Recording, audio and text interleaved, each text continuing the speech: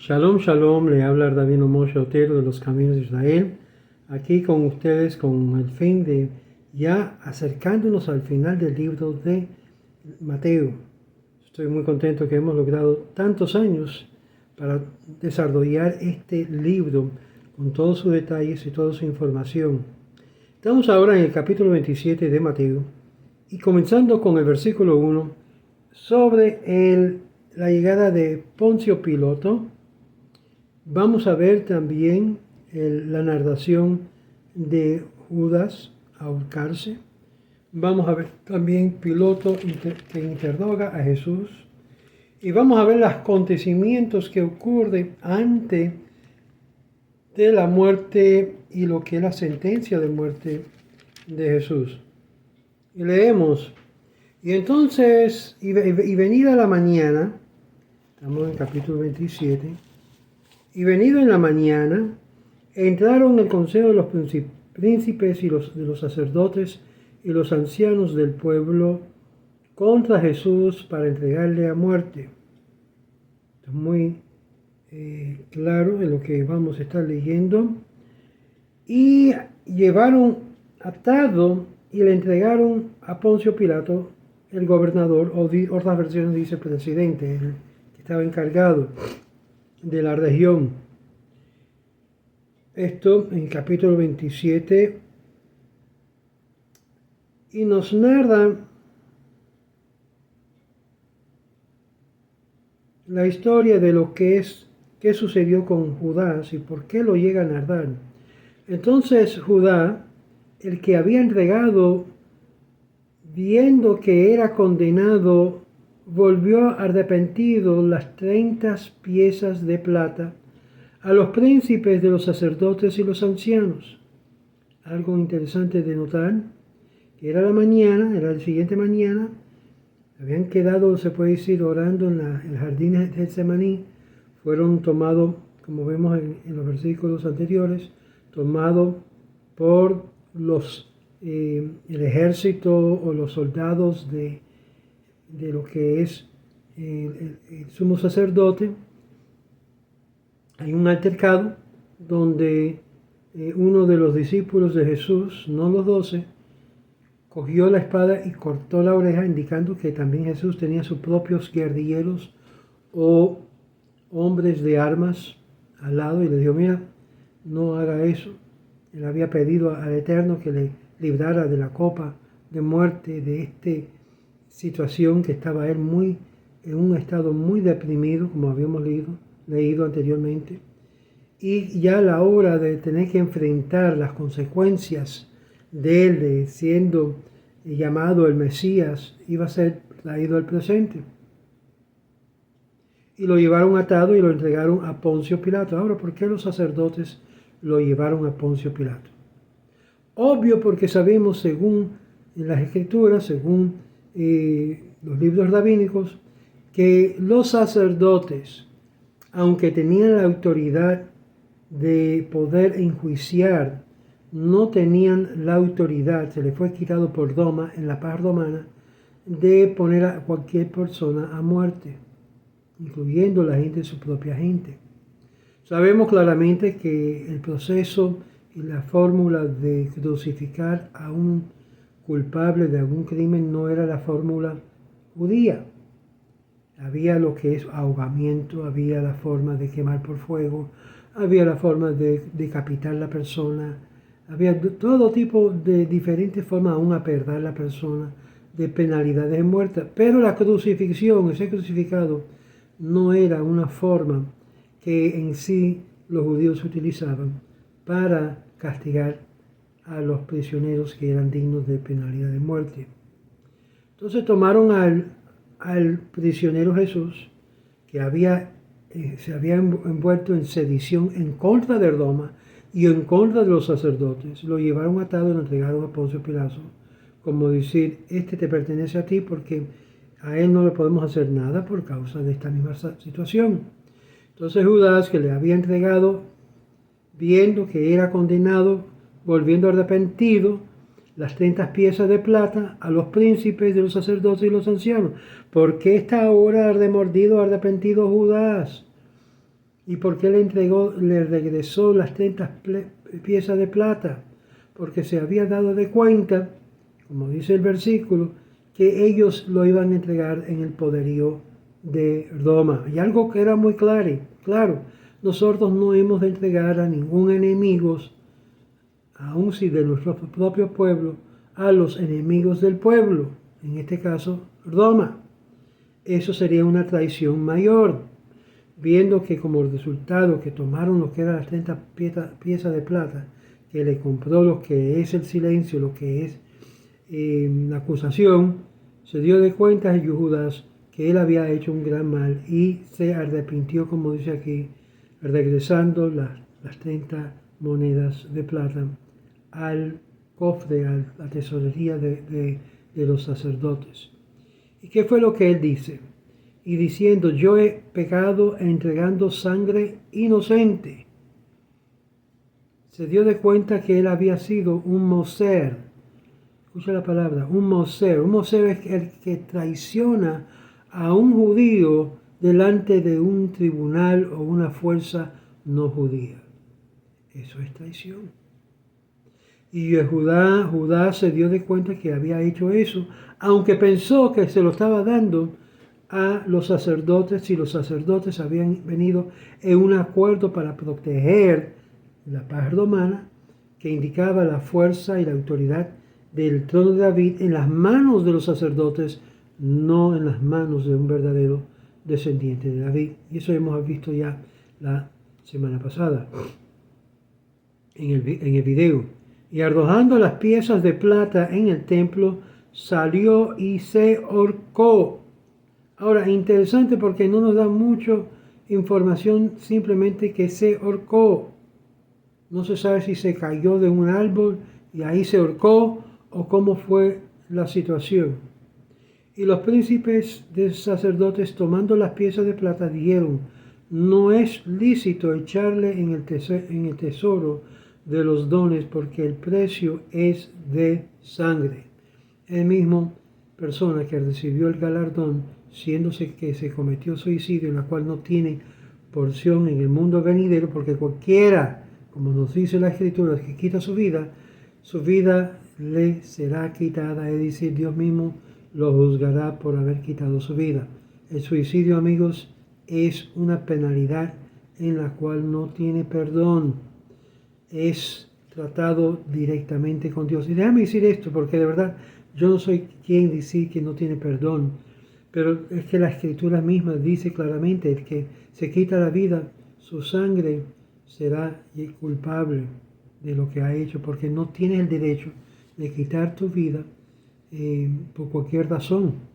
Ahora, si se cayó en un árbol y ahí estaba la soga y se ahorcó, ya no se considera suicidio. Pero vamos a seguir para adelante, porque no es ilícito, dijeron los sacerdotes, echarle el dinero que en sí fue para dar un pago a una persona que se ahorcó, que tiene precio de sangre. No está hablando de Jesús, sino hablando de Judá.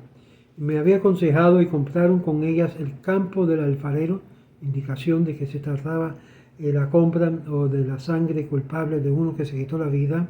No podían, era algo que no era aceptable, porque el precio de la sangre, y me había aconsejado y compraron con ellas el campo del alfarero para sepultura de los extranjeros. Muy importante, ¿a dónde se sepulcra, se entierra una persona que pierde el mundo venidero, que pierde lo que es la opción de ser enterrado en un cementerio judío? Lo dice claramente, en un cementerio de personas extranjeras, quizás benignoa, quizás gentil, pero no en la misma sepultura judía. Por eso una persona que se quita la vida dentro de la comunidad judía no le da entrada a ser sepultado dentro de una sepultura judía. Por si acaso ustedes no lo sabían. Esto es la ley y esto es lo que seguían los sacerdotes.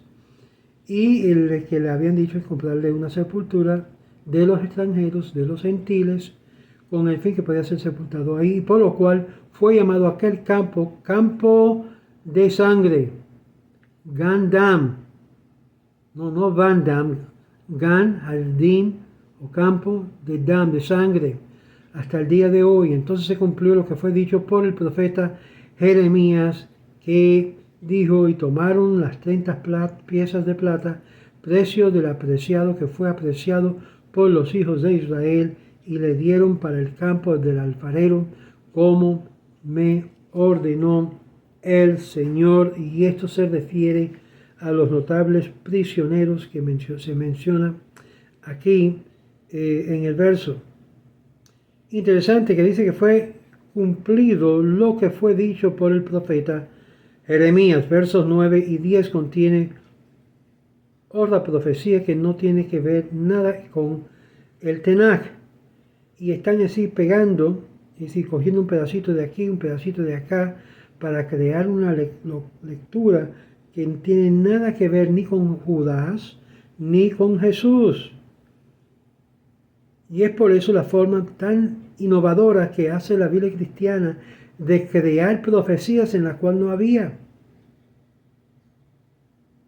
Y eso lo puedes ver en las profecías dentro del contexto, el Zacarías 11, versos 12 al 13, y Jeremías 19, del verso 1 al 13, y Jeremías 32, versos 6 al 9, la cual no tiene nada que ver con el contexto de que se refiere que Judas se fue y se ahorcó.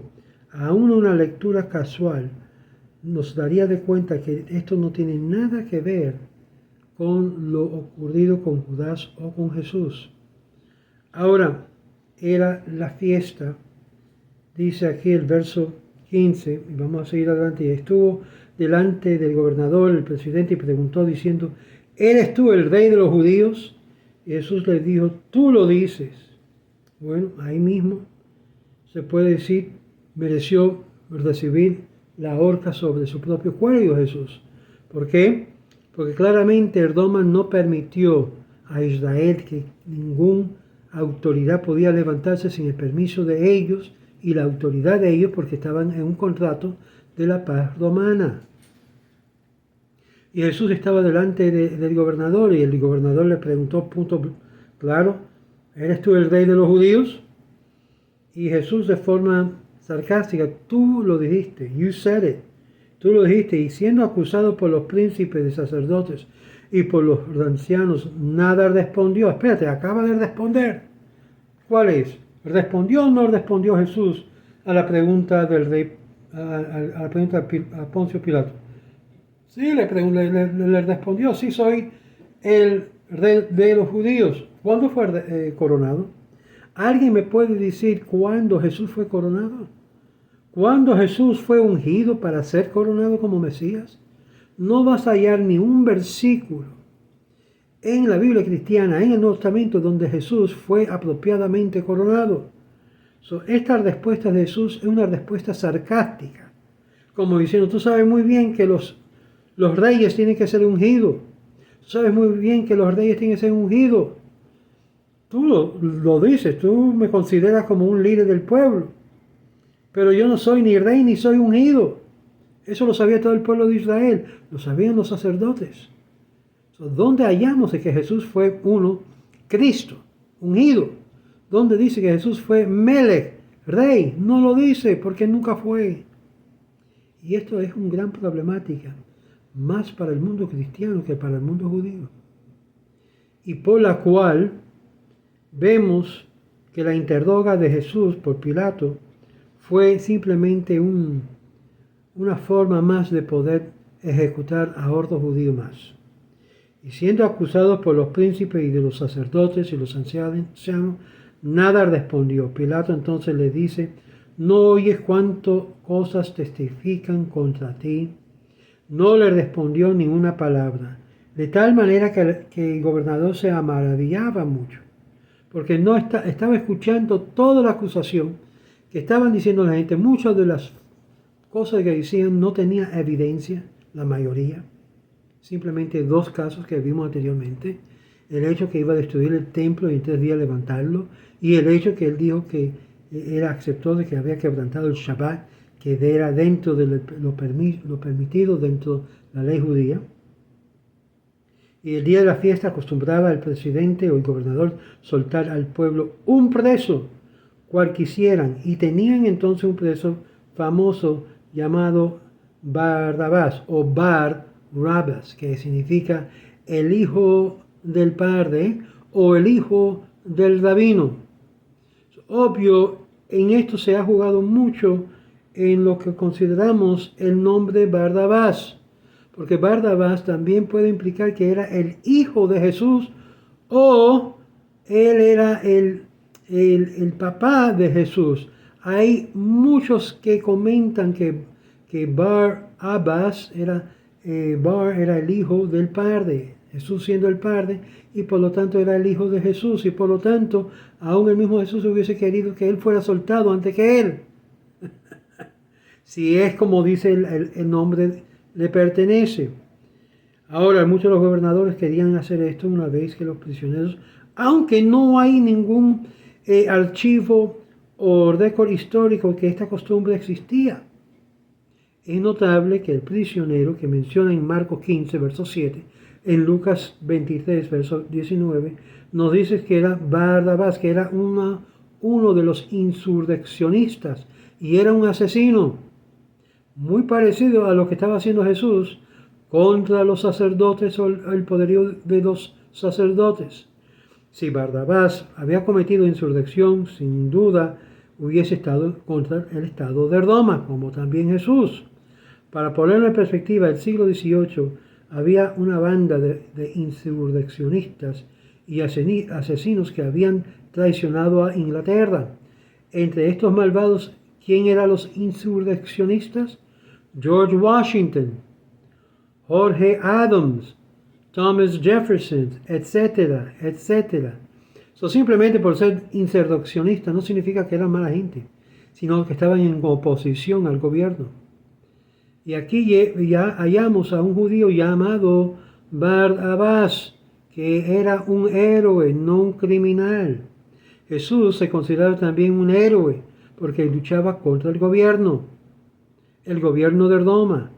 Llamado Barrabás, aún ambos origen, como los manuscritos tempranos llamaban su nombre Jesús Barrabás, dándole de nuevo Jesús el Hijo del Padre, implicando que Jesús era el Hijo de Dios, el nombre de Barrabás. En los manuscritos, el llamado Barrabás se hallan en los manuscritos de origen del texto Siriaco 5, de lo que es el texto de Omega, de Siriaco, de Aleph, de los Siriaco P, de lo que es los manuscritos Bo, la mayoría de los manuscritos que se hallan Aleph y K, todos se hallan Jesús, Hijo del Padre. Esto es fuerte, amigos, porque vemos ya una foto y un retrato diferente que lo pinta en el mundo cristiano de un Jesús manso y humilde. Este es un Jesús revolucionista, un Jesús que estaba peleando y fajando contra el poderío de Roma, sin duda, contra la corrupción que se habían bebido, lo que es el poderío de los saduceos, que habían usurpado y no dejado que Ordo controlara el trono de David. Y esto lo tenemos por nuestros propios rabinos, que nos indica esto. Y juntos con ellos les dijo Pilato: ¿cuál queréis que os suelte? ¿A Barrabás o a Jesús, que se dice el Cristo? Porque sabía que por envidia le habían entregado. ¿Cuál era la envidia de los sacerdotes? Que sabían que tenía el derecho de subirse y tomar lo que es el trono de David. Y era una amenaza a su usurpación. Y por lo tanto a Jesús se presentó un peligro mayor que Barrabás, que era un revolucionista, era uno que había causado insurrección. Y estando él sentado en el tribunal, su mujer envió a él diciendo, es decir, la mujer de Poncio Pilato: no tengas que ver con aquel justo, porque hoy he padecido muchas cosas en sueños por causa de él. Mas los príncipes y los sacerdotes y los ancianos persuadieron al pueblo que pidiesen a Barrabás y que a Jesús matasen. Y respondiendo al gobernador les dijo, ¿qué fue que le dijo? Les dijo: ¿cuál de los dos queréis que os suelte? Y ellos dijeron Bardabás. Quiero que ustedes noten la posición tan pro Bardabás que presenta los evangelios. Y aún ponen a lo que es la multitud demandando por ánimo de lo que es los sacerdotes a que suelten a Bardabás y no a Jesús, quien decía que era el Cristo, el ungido. Como habíamos dicho, no fue ungido. No había razón de tenerle miedo, porque no fue ungido, ni fue coronado rey. Nadie, ningún profeta vino y dice, tú vas a ser el rey de Israel, te ungimos. Nadie. Está ausente esa narración por todos los evangelios. Pilato les dijo, ¿qué pues haré de Jesús, que se dice el Cristo, el ungido? Dícele todo, sea crucificado. Sea crucificado. Y el gobernador les dijo, pues, ¿qué más ha hecho? Más ellos gritaban diciendo, sea crucificado. Y viendo Pilato que nadie adelantaba ante, se hacía más alboroto, tomando agua, se lavó las manos delante del pueblo, diciendo, inocente soy yo de la sangre de este justo, veréislo vosotros. Y respondió todo el pueblo y dijo, su sangre sea sobre nosotros y sobre nuestros hijos.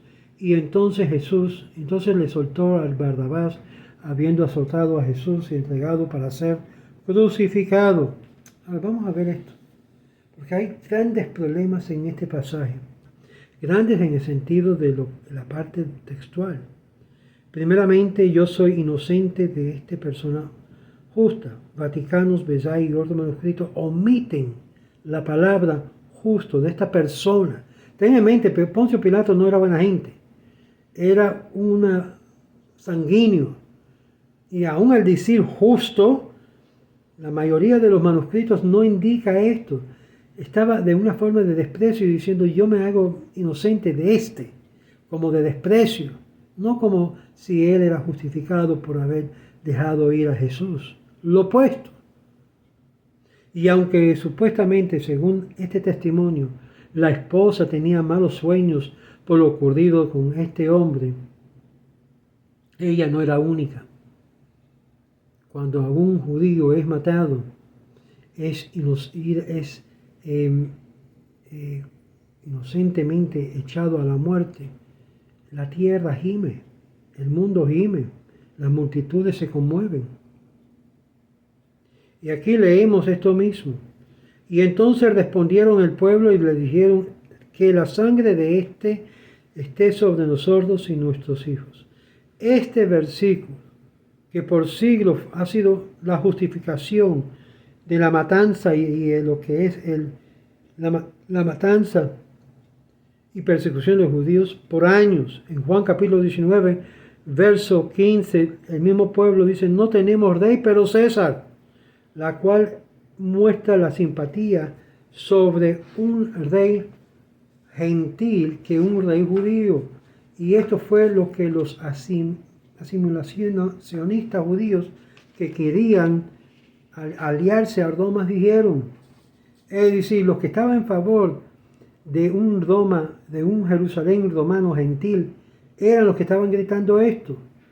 Muchos de los justos judíos fueron ejecutados por los mismos romanos por rehusar decir estas palabras aquí indicadas, e indicación de la improbabilidad que en sí el pueblo judío justo había dicho esto, sino lo opuesto, un pueblo que estaba asimilado a la cultura romana, como lo que era Pablo, como lo que eran muchos antes, después que siguió Jesús.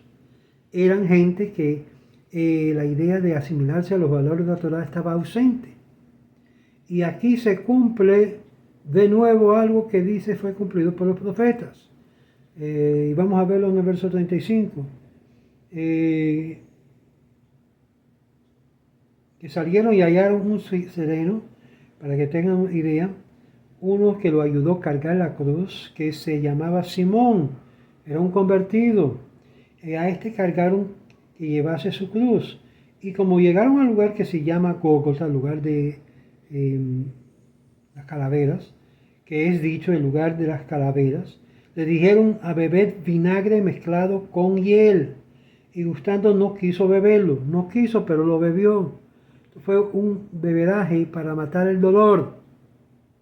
Esto lo conocen todos los médicos, de que eso en sí remueve el dolor que uno puede estar sufriendo, como se puede decir, un líquido para anestesiar a la víctima que va a ser matado. Y sentado le guardaban ahí. Dice aquí, y después que le hubieran crucificado, puesto en la cruz, le repartieron su vestido echando suerte, para que se cumpliese lo que fue dicho por el profeta, que repartieron mis vestidos y sobre mi ropa echaron suerte. Según Salmo 22, 18 indica el mundo cristiano, pero hay problema aquí también, porque lo que fue cumplido por los profetas, aparte de la ropa que fue vestuado, usaron eso para echar suerte, para ver quién se iba a ganar la ropa, para tratar con muchos problemas aquí mencionados. No hay ningún lugar en la Biblia hebrea que declara, excepto en lo que es interpretaciones gnósticas, que Jesús cumplió muchas profecías del Antiguo Testamento y la profecía de Mateo 25, 27, versos 35. El problema de esta profecía es como muchos otros que fueron añadidos a los textos muchos siglos después. Y esto es lo que ocurre aquí. Cuando ustedes vean que hay textos que dicen, y esto fue cumplido para, asegúrese que no fue ahí en los manuscritos originales. Y esto lo menciona también, los manuscritos fueron añadidos en los textos más tempranos, como el Aleph, la letra A de la literatura, B, D, L, W, T, Pi, Siriaco, la Vulgata, y muchos otros que estaban ausentes en los textos anteriores, pero fue añadido después de siglos que